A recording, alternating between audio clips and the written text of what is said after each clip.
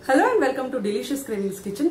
आप सभी का स्वागत है आपके अपने किचन में। तो आज हम बनाने वाले हैं कोजागिरी स्पेशल खीर।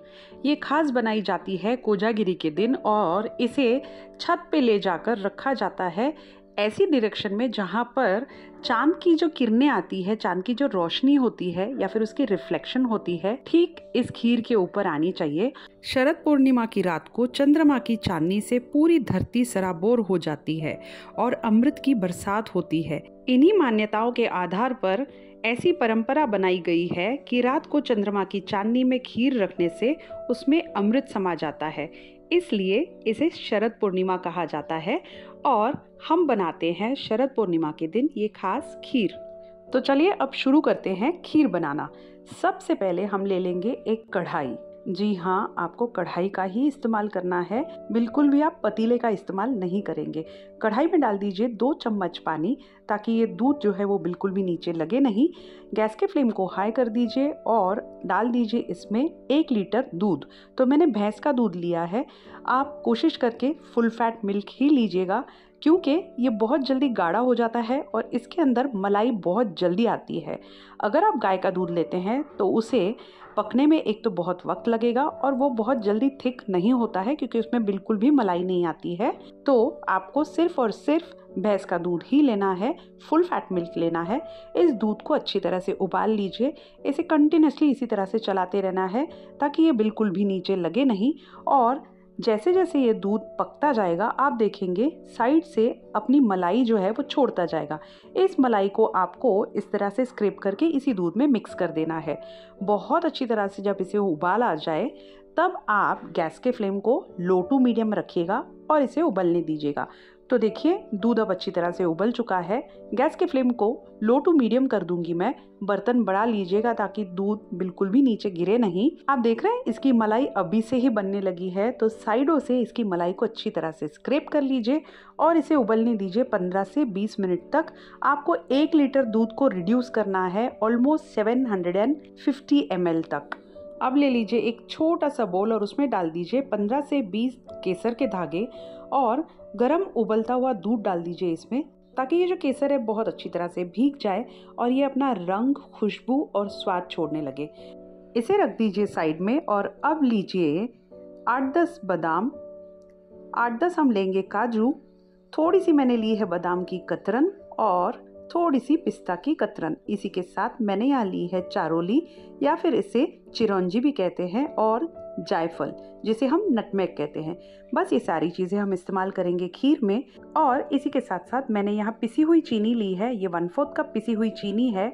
इसमें मैंने 5-6 इलायची डाल दी थी और इन्हें अच्छी तरह से ग्राइंडिंग जार में बहुत बारीक सा महीन सा पीस लिया है। इलायची हमने इसलिए डाली थी ताकि सारी खुशबू इसमें उतर आए।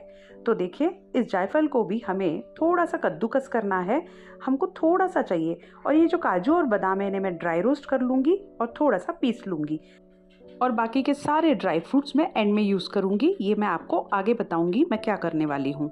तो चलिए अब चलते हैं दूध की तरफ। और ये देखिए दूध बहुत अच्छी तरह से उबल चुका है। देख रहे हैं आप इसके ऊपर कितनी बढ़िया सी मलाई की परत आ चुकी है।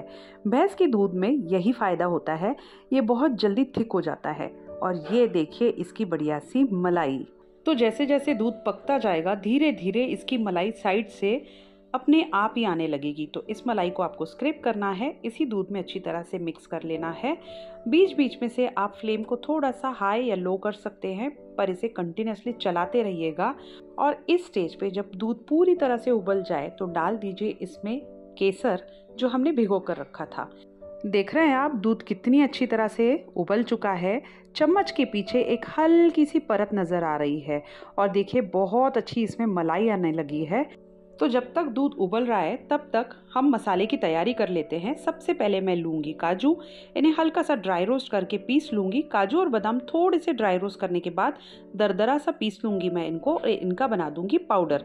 आप चाहें तो इसे फाइन पाउडर में भी पीस सकते हैं, मैंने हल्का सा इन्हें दरदरा रखा है। तो दोनों ही चीज़ें रेडी हो चुकी है। और जायफल को भी मैं कद्दूकस कर लूँगी, बहुत थोड़ा सा लेना है, बस एक चुटकी भर लेना है। दूध अब अच्छी तरह से उबल चुका है, ये बहुत अच्छी तरह से रिड्यूस रिड्यूस हो गया है। ऑलमोस्ट इसमें 250 ml दूध जो है वो रिड्यूस हो चुका है। तो अब हम इसमें डाल देंगे काजू और बादाम, जिन्हें हमने दरदरा सा पीस लिया है। बेसिकली ये हमारा दूध का मसाला है। तो दोनों ही चीज़ों को डालने के बाद इन्हें हम अच्छी तरह से मिक्स कर लेंगे।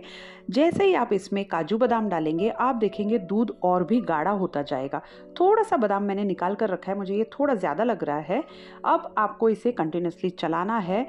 आप चाहे तो काजू, बादाम, पिस्ता और केसर, इन सारी चीज़ों को एक साथ पीसकर इनका पाउडर बना सकते हैं। जैसे आपकी मर्जी हो आप वैसे बना सकते हैं। मैं थोड़ा सा अलग तरीके से बना रही हूँ। और अब हम इसमें डालेंगे चीनी। तो चीनी हम एंड में डालते हैं। अगर हम चीनी पहले डाल देते हैं तो दूध बहुत ज़्यादा पतला हो जाता है।